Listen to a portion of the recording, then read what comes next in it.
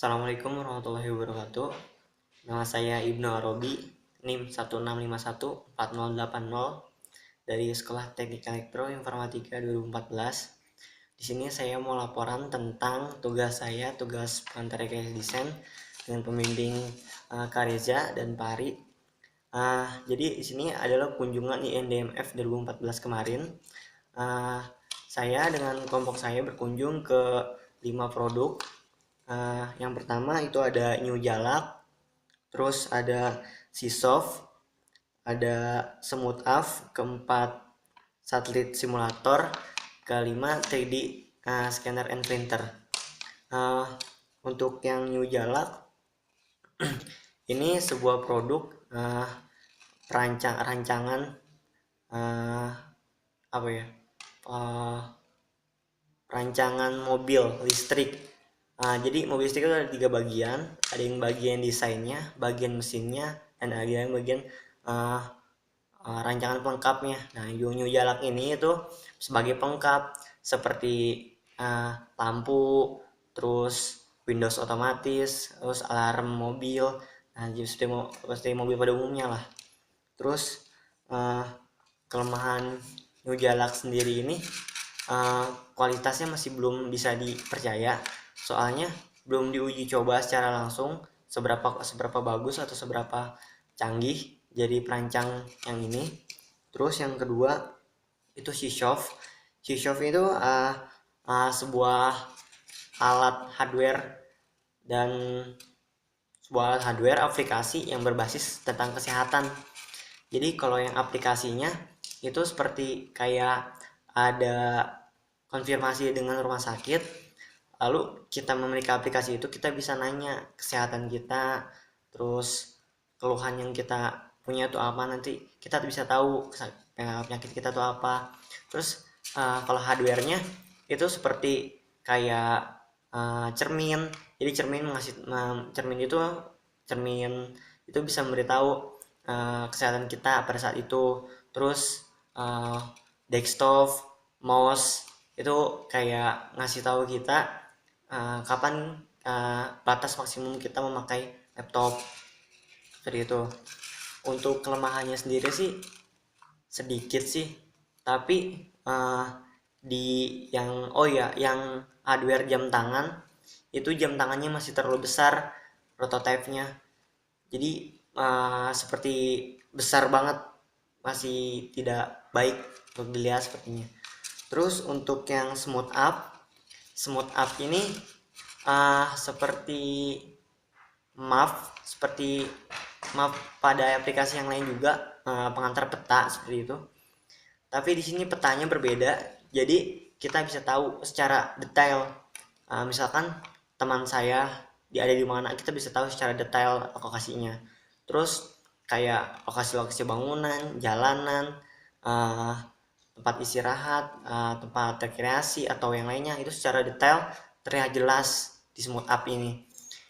Cuma kelemahannya ini belum bisa memberitahu di mana, seperti misalkan kalau kita nggak bawa kendaraan sendiri kan, kan bisa lihat biasanya di peta. Harusnya kalau misalkan di sini ada kan lebih enak. Jadi di sini nggak ada kayak memberitahu angkutan umum seperti itu. Terus yang keempat itu satelit simulator. Satelit simulator ini kayak semacam pelatihan sebelum jadi seorang astronot yang nantinya akan menyetel atau memasang sebuah satelit di sana di luar angkasa. Jadi di sini dipelajari dulu pengetahuannya, agar nanti biar pas di luar angkasa nanti biar nggak canggung. Jadi satelit simulator ini sebuah program yang ada di laptop sih. Jadi dia dipelajarin dulu. Misalkan dia ada di Kendingen, kan dia yang ada di luar angkasa. Nah, dia caranya untuk bisa bekerja di sana tuh seperti apa gitu. Apakah jaraknya ataukah kekuatan angin atau apanya gitu. Jadi intinya kayak sebelum ke tempat langsung dilatih dulu di sini gitu. Cuma lemahnya di situ masih belum detail.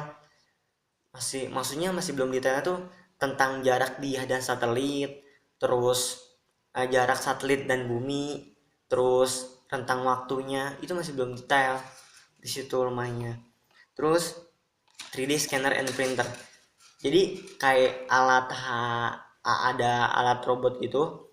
Jadi kayak yang pertama sih yang 3D scanner.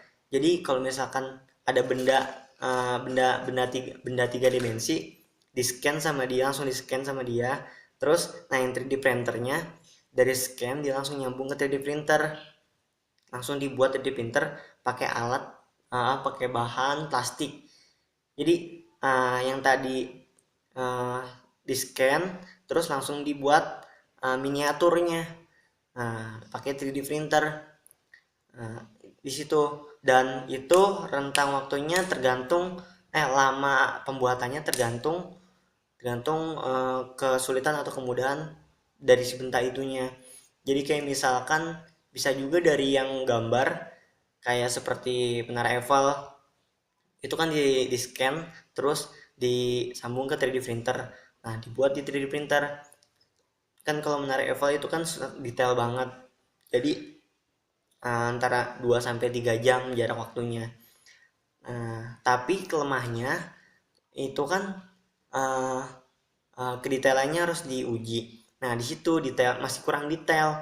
Jadi bentuk kayak misalnya Menara Eiffel kan kayak ada garis-garisnya gitu. Jadi di si alatnya itu belum bisa mencetak sangat detail gitu loh. Jadi kayak misalkan kastil itu kan banyak persegi-perseginya yang kecil-kecil. Nah, di situ masih lemahnya. Ya, itu buat 3D printer itu buatan sebenarnya buatan Amerika. Namun di sini dibuat lagi. Cuma kalau misalkan di sana itu lebih mahal karena alat mesinnya itu mesin yang bagus. Jadi maksud mesin yang bagus itu jadi mesin itu bisa lebih detail. Nah, kalau yang ini lemahnya gitu karena mesin yang biasa. Jadi untuk membuat miniaturnya itu masih belum detail gitu. Uh, ya seperti itu aja kunjungan dari kelompok saya dan uh, saya mendapatkan banyak ilmu, banyak wawasan tentang teknologi dari kakak-kakak yang sedang TA itu. Terima kasih kepada Pak Ari dan Kak Reja. Kurang lebihnya mohon maaf. Sekian. Wassalamualaikum warahmatullahi wabarakatuh.